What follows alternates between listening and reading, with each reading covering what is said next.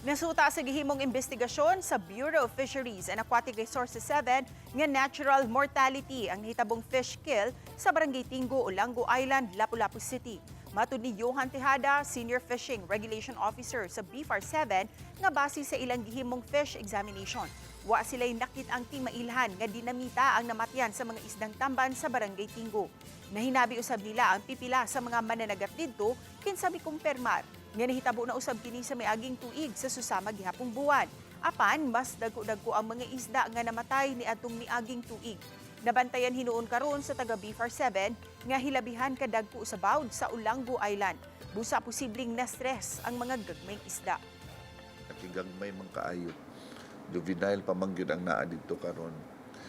So, murag dili ka ang mga gagmay mga juvenile, dili sila ka swim against the gid ba sa strong current of waves. So ang resulta mas na-stress sila, under stress maluya, and then mamatay na sila eventually.